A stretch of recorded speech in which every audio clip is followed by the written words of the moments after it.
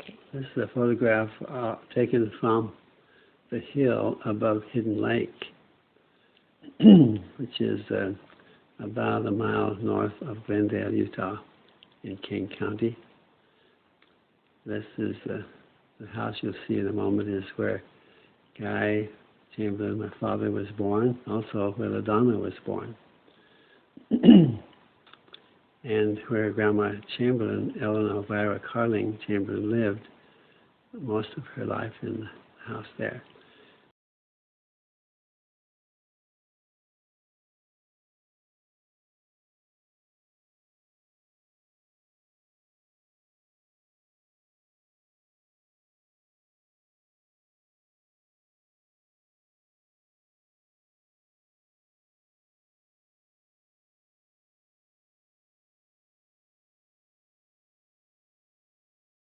The house that you see there and the barn and shed in front of it burned down. There were two houses along the line of poplar trees that you see part of there that burned down in this area. And were they living in it when it burned down? Yes. And fortunately, no one was killed, but Anne Carling was in the house and the fire broke out. And she was in the kitchen, and she went to get out the back door, and she couldn't, it was locked, and she couldn't open it. And the fire was approaching her, and the people outside trying to open the door too, and they couldn't, it was locked, and they couldn't get it to unlock. And she knelt down and gave a very fervent prayer that the Lord would bless her, and she went up to that door, and it unlocked, and she got out just in time. And she lived to have 7 children. She died at age 35 with appendicitis. The building you see in the distance has 4 dormer windows in the roof. Was the woolen factory that Grandpa Chamberlain, Thomas Chamberlain, had built for the United Order. He was the leader of the United Order, and they had a lot of sheep in those days, and they decided to make cloth and fabrics out of wool and linen. It was called linsey, a combination of wool and linen. Mm-hmm. And it's a 3-story building, and they had a huge hall on the top story where they had dances sometimes.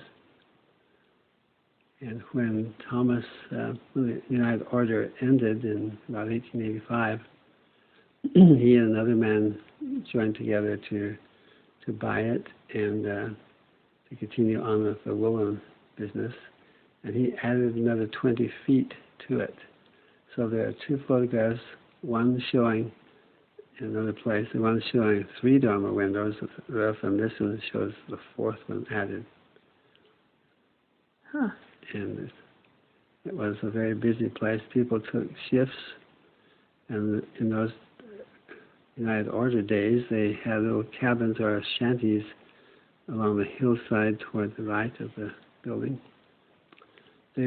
Families would come, husbands and wives would come and stay in the shanties and work a week every day in the woolen factory, helping to make the clothing.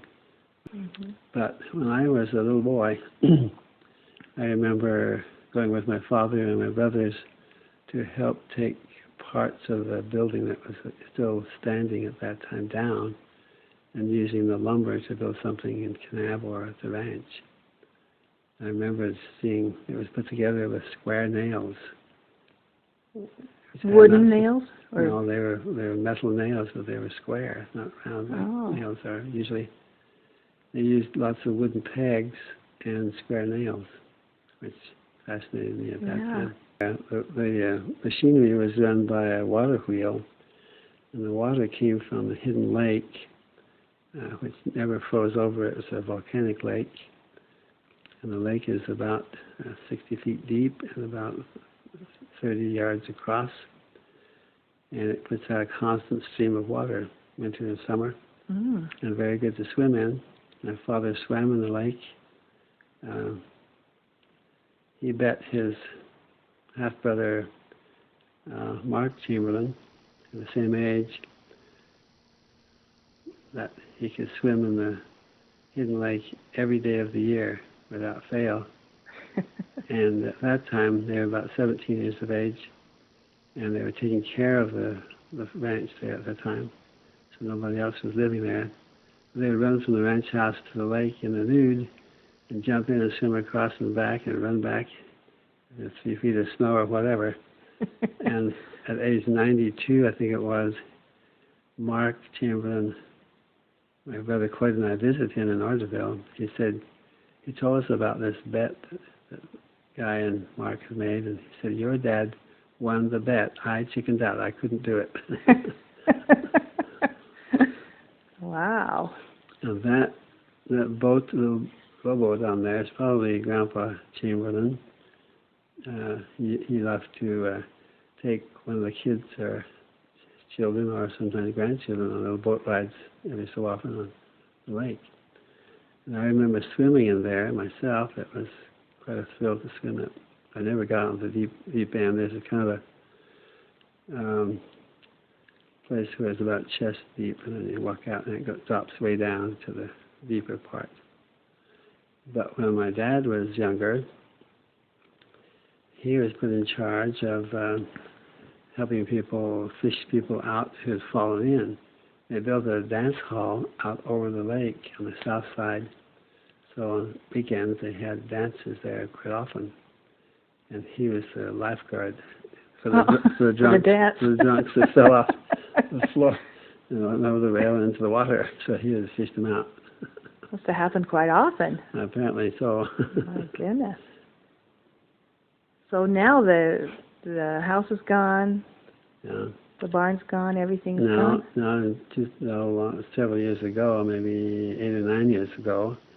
No, maybe 20 years ago. The whole place came up for sale, and we tried to save it in the family. And I was president of the family organization at that time, and the most we could gather up was $35,000, and they wanted $50,000. And so we lost it. They sold it to a dentist from Arizona. It's changed hands once since then. And whoever owns it now took out all the willow trees around, made lawn all around it. Around the lake. And it's very more beautiful than ever now. And a beautiful new house by it, with a boardwalk clear out to the middle of the lake. Wow. A floating sidewalk clear out the middle.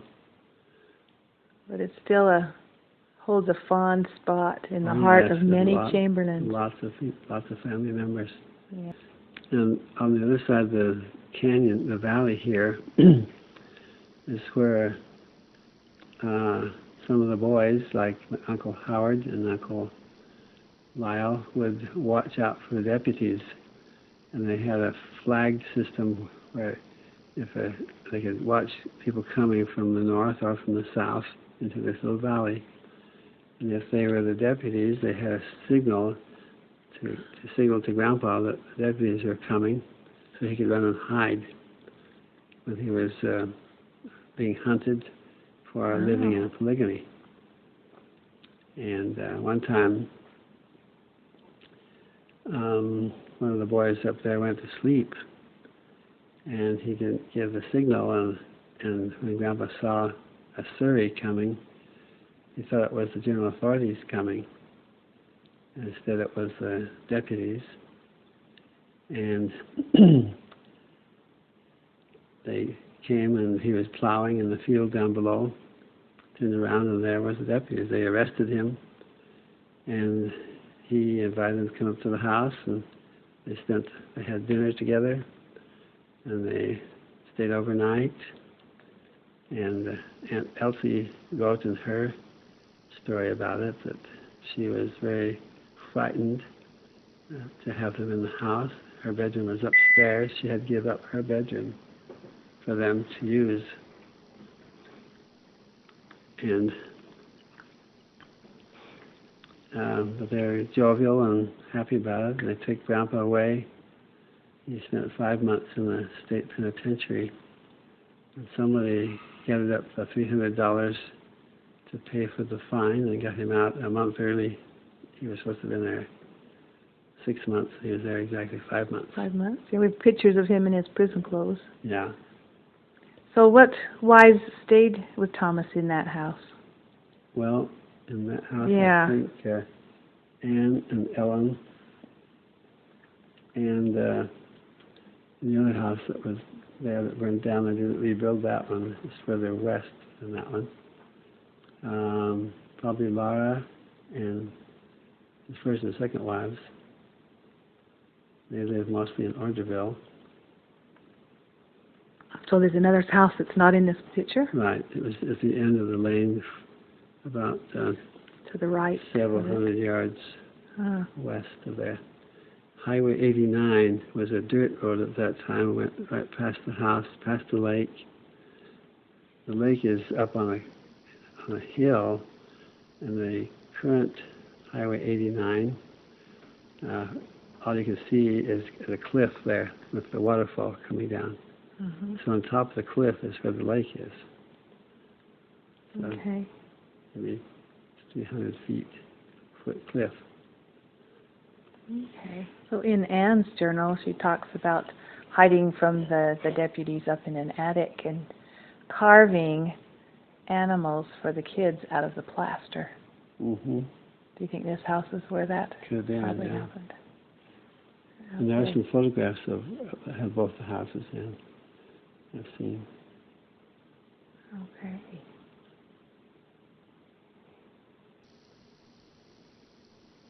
Well, thank you. You're welcome. Love you.